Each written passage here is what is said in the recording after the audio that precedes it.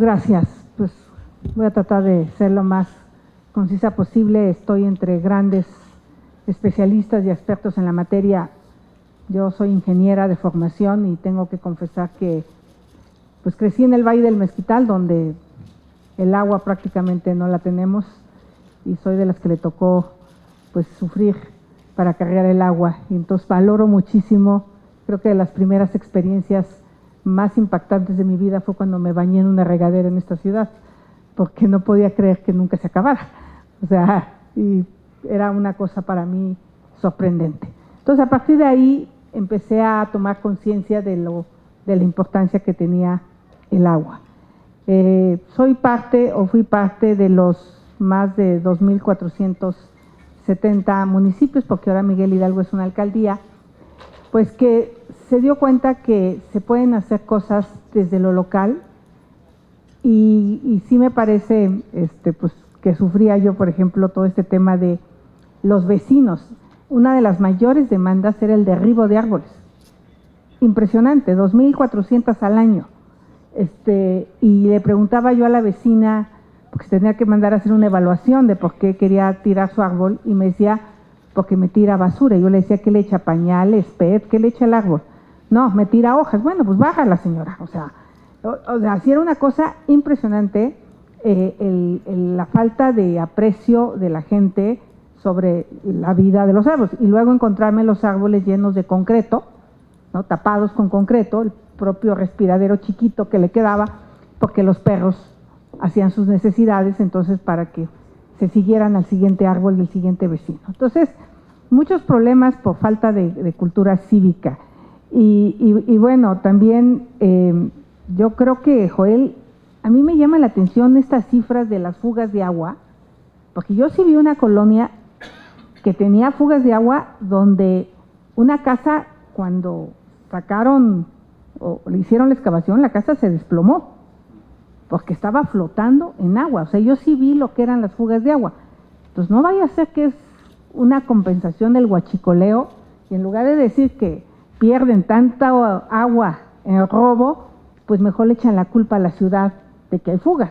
Yo no creo que sea el 40%, con todo respeto, porque yo me tocaba atenderlas, me tocaba vivirlas todos los días, y a mí me parece que no es el 40%. ¿Sí las hay? Claro que las hay. Entonces son dos de las cosas que me llamaron la atención. Y por supuesto, Teobaldo, el tema de reforestación. Pues yo ahí acabo de sanear el Panteón Dolores, que son 260 hectáreas. Había más de 300 árboles totalmente muertos, porque como era un panteón, pues nadie creía que era importante meterle al tema ambiental. Hoy hay una enorme posibilidad y ojalá podamos reforestarlo, porque eso era parte del bosque de Chapultepec, que además es precioso. Bueno, pues empezamos directamente. ¿Qué hicimos? Pues lo primero que hicimos fue hacer un plan hídrico. Aquí está, se le dejó a la siguiente administración. Yo creo que es de los pocos municipios que tienen un plan perfectamente claro. Lo hicimos con Gustavo, que aquí nos acompaña, y con la UNAM, y participaron varios especialistas. Obviamente, pues fuimos a ver qué estaban haciendo en otras partes del mundo, y llegamos a Portland con el alcalde, que había logrado dejarle de pagar al fisco por descargas al drenaje pluvial muchos millones de pesos, y se empezó a hacer jardines infiltrantes por toda la ciudad en el estado de Oregón, y nos pasó el expertise, pero lo tuvimos que tropicalizar porque nos dimos cuenta que aquí hay lluvias torrenciales y allá hay chipi-chipi. Entonces, en la primera, nuestros jardines infiltrantes sufrieron las consecuencias de tomar en cuenta lo local, ¿no? Entonces, y todo un programa de banquetas verdes. La escasez del agua, pues es en la Ciudad de México. Digo, yo no sé si la palabra es sobreexplotado, pero a mí, como de las cosas que hice como candidata a senadora, fue dormirme en las casas de los lugares que visitaba, y me tocó bañarme en Iztapalapa con 6 litros de agua amarilla, y poner una tina abajo, porque esa la iba a ocupar para el excusado. O sea, si hay un problema muy delicado de unas zonas con suficiente abasto, y hay otras zonas donde pues yo sí me quiero imaginar en poco tiempo problemas de violencia graves, ya lo vimos ahora que estuvo el tandeo en Iztapalapa, pues la gente con una pistola se llevaba al de la pipa a su colonia, porque él no se va a esperar a ver si se muere o no de sed. Entonces sí hay un problema. Entonces por eso creo que cada delegación, en este caso cada alcaldía de la ciudad y cada municipio del país, tendría que hacer un esfuerzo para saber qué tiene que hacer con el tema del agua. Este documento está en internet, por si lo quieren, es público. Y bueno, pues aquí simplemente por curiosidad, ahí está cómo era la ciudad en el 1050, ¿no? Y lo negrito, pues es cómo va creciendo la ciudad. Prácticamente de 1610 a 1750, pues el crecimiento fue totalmente contenido. En 1850, pues todavía, pero de 1950 al 2018, pues ahí podemos ver ya la mancha urbana. Entonces también cuando los vecinos se encanijaban y me reclamaban por las inundaciones, pues yo les decía, pues es que nos metimos al lago, o sea, a ver, no hay manera que no tengamos afectaciones porque estamos dentro de un lago y hay que entenderlo. Toda la zona de Tlaxpana, ese cuadro me encanta y por eso lo puse para que nos inspiráramos.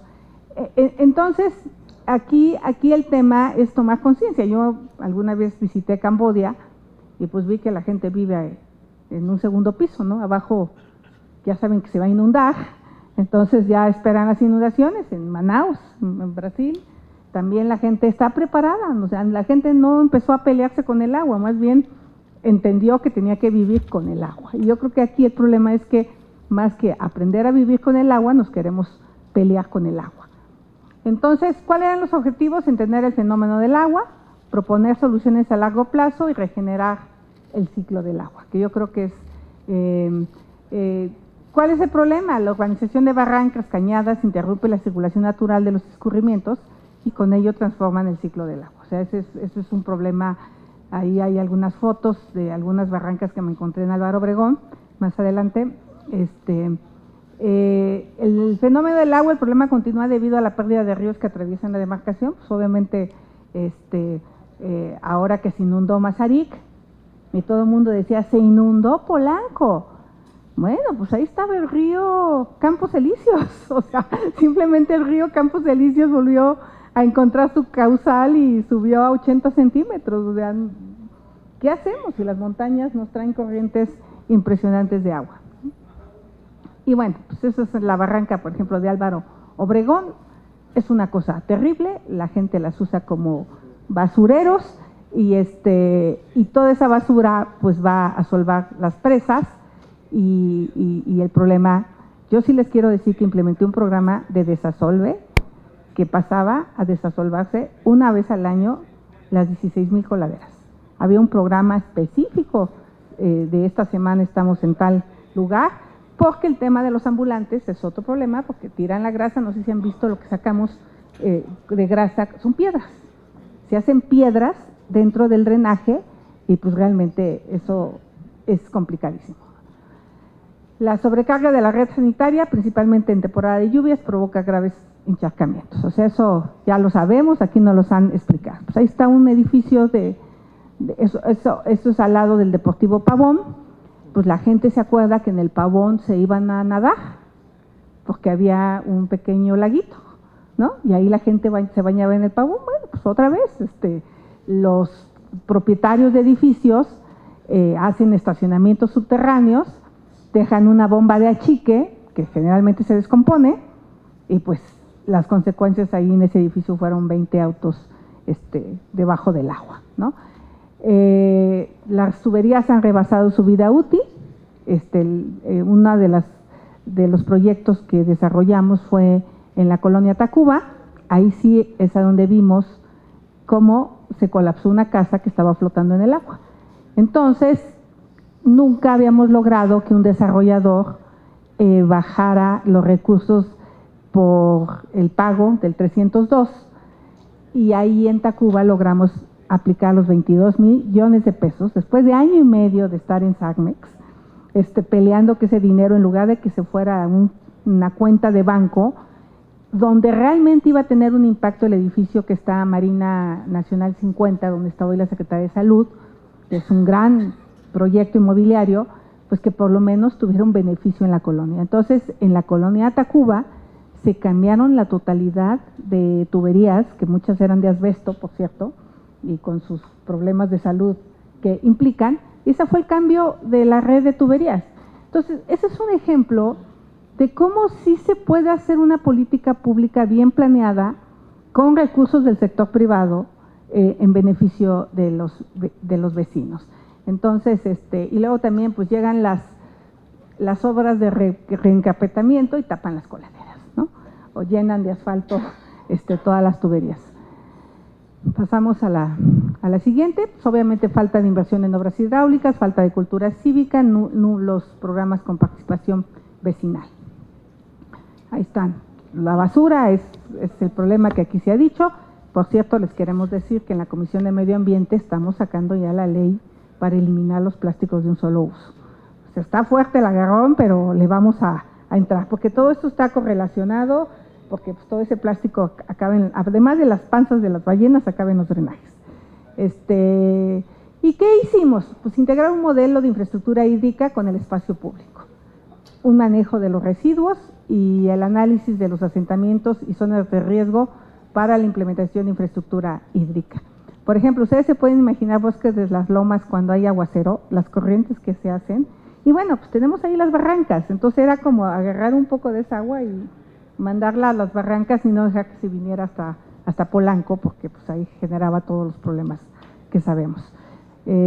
Pasamos a la siguiente, separación de aguas pluviales de las descargas sanitarias. Nosotros sí le entramos a un proyecto de separar, pero se los voy a platicar, porque eso en pequeño, o sea, todo esto es en pequeño, esto no son las grandes obras que nos presentaron aquí de drenaje, y obviamente modernizar las redes de agua y drenaje y modernizar los sistemas de recolección de basura para trabajar en el reciclamiento. Hicimos muchos composteros en 2 colonias principalmente, en la San Miguel Chapultepec y, a ver, volvamos a la anterior, en la San Miguel Chapultepec y en otra colonia, y la gente empezó a hacer composta con los residuos biológicos. Entonces, realmente, pues ya, y tratar de reciclar lo más que se pueda.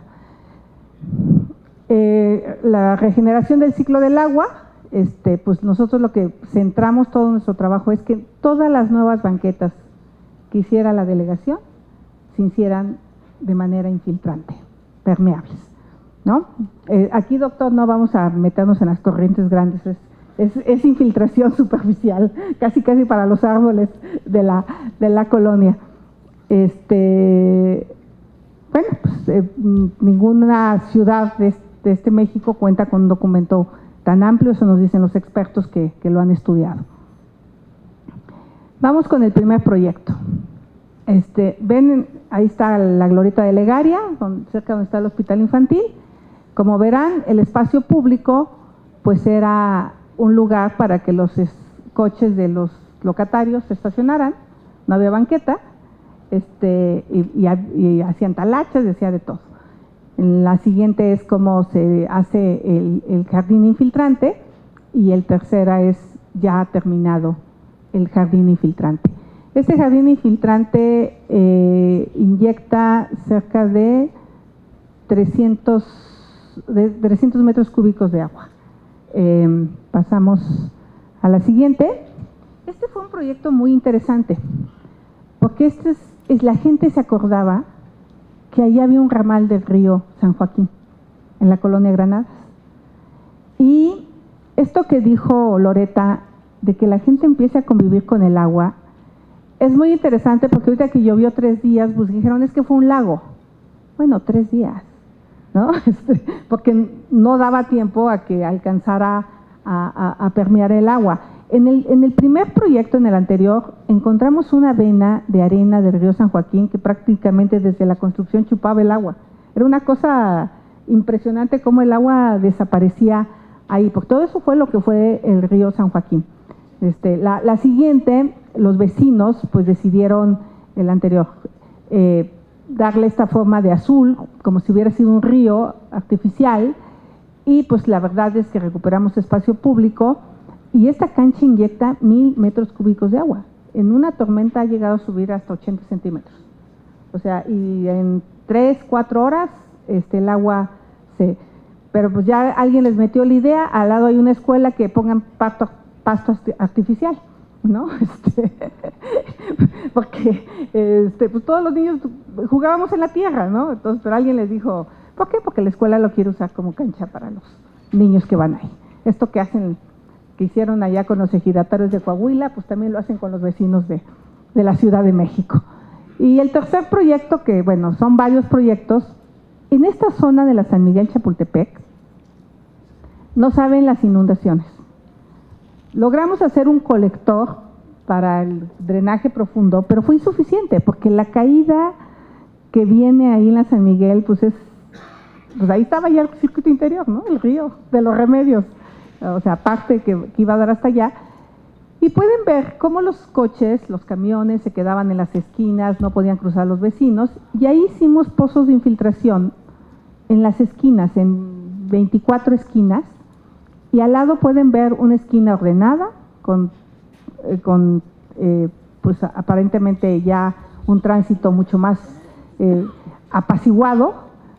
La siguiente, y ese sería el concepto gráfico. Va el tubo del drenaje normal y nosotros metimos el tubo pluvial.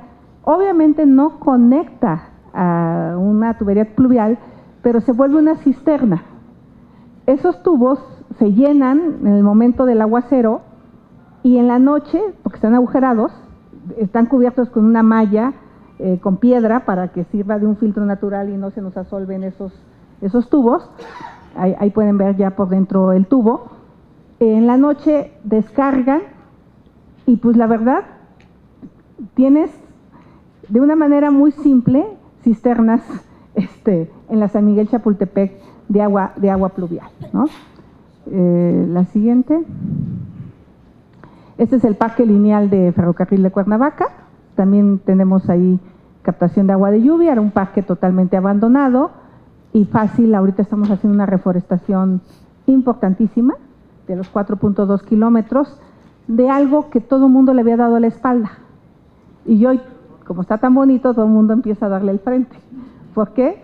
Bueno, y ahí pues también de repente los vecinos, no sé, está complicado, no querían ese parque, porque nunca quieren nada. Entonces ahora que ya lo ven, pues ya están más contentos. Vamos a ver un video.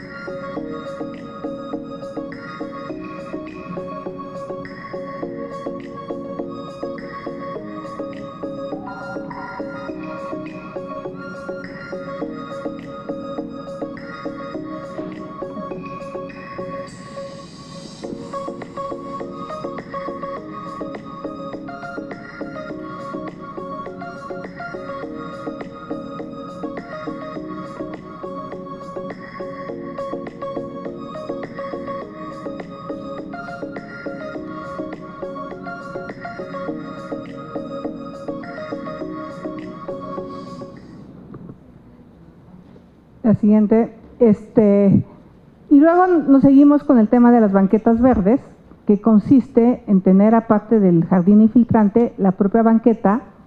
Todo esto lo hizo el sector privado, es un tema de medidas de mitigación del sector privado y son como adoquines, nada más que son adoquines de concreto, para que duren toda la vida y no se rompan, porque el problema con el adoquín era pues, que era muy complicado.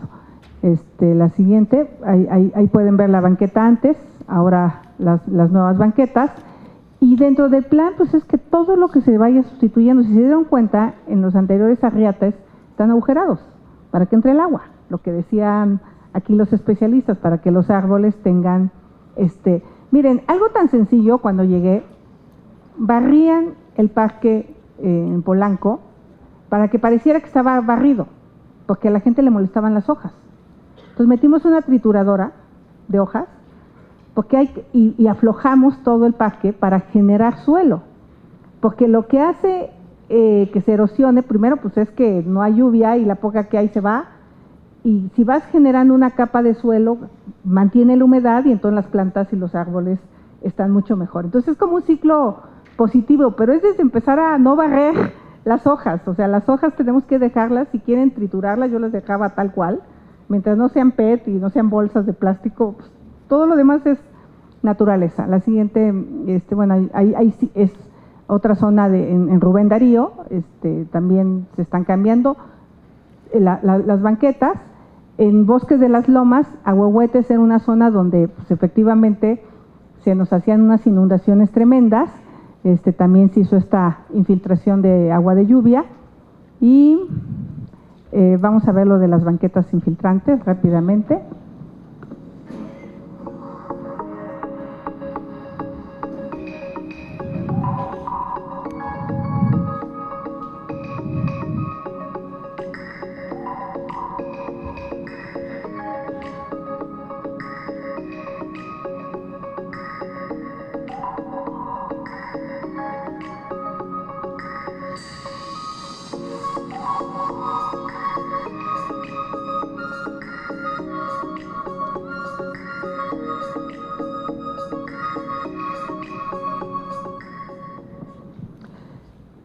Obviamente, pues siempre la gente le quitas un lugar de estacionamiento, pero para el peatón no es lo mismo cruzar 3 cajones que uno, y ese uno que le da visibilidad al peatón lo haces un jardín infiltrante.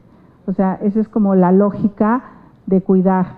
¿Qué proyectos se quedaron en curso? Pues se quedó el proyecto de la presa Falcón, que ya se está haciendo, por cierto, en la zona de Grupo Carso, el lago Alberto 320, que ya se lo querían agandallar para hacer oficinas, y la donación original, cuando sí donaban, eso sí quiero decirlo en la Ciudad de México, porque tienen que donar el 10% del terreno, cuando no lo daban en dinero, ese predio se logró, y fue, bueno, una locura lograr legalmente que la delegación tuviera la posición, porque era un terreno valiosísimo, todo tipo de oficinas de gobierno se querían ahí, afortunadamente los vecinos se plantaron, y logramos este espacio verde. Y pues obviamente el siguiente proyecto que viene es todo Campos Elíseos. Ahí está el río Campos Elíseos, si ven lo que hace curvitas, por eso la calle de Campos Elíseos es curva, porque sigue la dirección del río. Entonces ahí toda la calle va a ser una calle verde. Es una inversión de cerca de 28 millones de pesos, y bueno, estos proyectos los tendrá que concluir el alcalde actual, y hay muchas áreas de oportunidad. Por ejemplo, me gusta lo que se hizo en La Viga, porque cuando nosotros lo hicimos, todo el mundo nos tachaba de locos, que eso no funcionaba, que no se iba a poder infiltrar agua de lluvia, que iba a ser un fracaso, la propia SACMEX, y cuando vieron que funcionó en Miguel Hidalgo, pues se animaron a hacerlo en La Viga, y hoy ya también este proyecto en La Viga está funcionando. Entonces, estos pequeños atrevimientos pues hacen que también otros se puedan inspirar en replicarlos. Por ejemplo, les voy a enseñar una calle ahí, Emilio Castelar Goldsmith, pues está usada por los coches, y queda como una esquina ahí que es tierra de nadie. Bueno, ahí puedes hacer un jardín infiltrante, aparte que va a ser mucho más estético, aparte que vas a contribuir obviamente estudiamos el tipo de suelo, o sea, ya sé que me van a preguntar eso, o sea, no todos los suelos son infiltrantes. Aquí el doctor que estaba conmigo, que se acaba de ir, me dejó una gráfica perfecta de toda la parte de la ciudad que es suelo de transición. O sea, efectivamente en la zona del lago, pues en el Zócalo no pretendo hacerlo, pero en Miguel Hidalgo, en Coajimalpa, en Tlalpan, en Álvaro Obregón, por supuesto que el propio Azcapotzalco, podemos hacer este tipo de acciones. Y yo, pues, al final, mi experiencia, me atreví a hacer un decálogo del agua, que es proteger y regenerar la cuenca del Valle de México, que aquí se ha dicho muchísimo. Yo eliminaría el trasvase de agua entre una cuenca y otra, esto que hacemos de traer agua del Cutzamala, porque pues la verdad nosotros fuimos la planta de tratamiento de la Ciudad de México. O sea, cuando iba la gente de la ciudad a mi pueblo me decía, ay, qué mal huele tu pueblo. Le dije, pues es tu ir al baño en la mañana, güey, porque ya llegó aquí. O sea,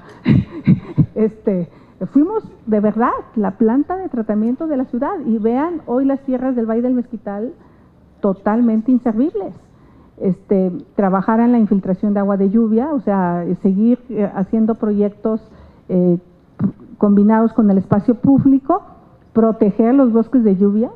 Yo aquí sí le sugeriría al presidente, no hay un maldito árbol para la ciudad. Él fue jefe de gobierno de esta ciudad. En lugar de estar regalando dinero a lo tonto, pues mejor que le den a todos los que hacen servicios ambientales en el Ajusco. La gente estaría feliz de recibir 4 o 5 mil pesos mensuales por proteger el bosque y por cuidar el bosque y por reforestar. Ahí tendríamos que estar invirtiendo muchísimo dinero. Proteger los ríos que aún viven en la ciudad. Yo también coincido, asegurar los planes de desarrollo urbano. O sea, no puede ser que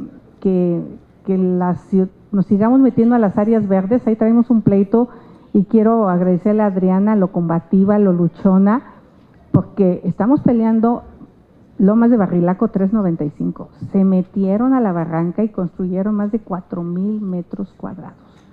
Y la Comisión Nacional del Agua no hizo nada. Fuimos a quejarnos. Espero que este nuevo gobierno de verdad le entre con las agallas que se requiere, porque, bueno, también tengo que confesar que más de un rico tiene su cancha de tenis ahí, sobre la barranca, apropiándose de un área, porque te dan concesión, pero te la dan para tener un área verde, no para que construyas canchas, albercas y lo que sea, y tiran sus aguas a la barranca. Ese es el otro tema que tenemos que trabajar con las barrancas de Miguel Hidalgo. Y aquí también quisiera comentarles que hace 30 años yo empecé como ingeniera sustentable y me atreví a hacer un edificio separando tuberías. No le dije al arquitecto lo que estaba haciendo, porque pues él ni sabía. Hice aguas grises, hice agua potable, hice una plantota abajo para una cisterna, y de repente me dijo, o sea, la verdad es que mi tarifa de agua es muy baja, 7 meses al año vivía con el agua de lluvia. Entonces, no importa que sean en los meses de lluvia, creo que es importante ese esfuerzo que hizo. Hoy ya está en el reglamento, qué bueno que ya está en la separación de aguas grises, y yo sí creo en la posibilidad de tratar aguas de manera local. Yo sí compro esa propuesta para resolver. Obviamente las campañas de cuidado del agua, y por último meter en los domicilios captación de agua de lluvia, por supuesto que también ayuda. O sea, yo cuando era niña, si no captábamos agua de lluvia nos moríamos, porque no había agua. Entonces teníamos una cisterna, un tanque hecho de manera muy casera por mi abuelo. Teníamos los jagüeyes cuando ya de plano no había agua, y pues yo no sé, el día que llegó el agua potable a mi pueblo lo abandonamos, pero de verdad que esto fue una tontería, porque debió haber sido como un complemento a lo que tenías. Sustituir y modernizar tuberías, y también tecnificar los sistemas de riego. Creo que ahí hay un tema importante en las zonas rurales de la ciudad. Miren, ese es Portland y este es Miguel Hidalgo. No le pide nada. Es la ciudad que más contribuye contra el cambio climático, la ciudad de Portland. Eso sí lo tengo que reconocer. Estuvo conmigo el alcalde en el C40, fue a inaugurar el jardín infiltrante. Yo le estoy muy agradecida por toda la asistencia técnica que nos dio. Y yo diría que el equipo que estamos aquí, Gustavo, su servidora, podríamos darle asistencia técnica a otros municipios y a otros alcaldes que quieran animarse a hacer este tipo de experiencias que son muy exitosas. Muchas gracias.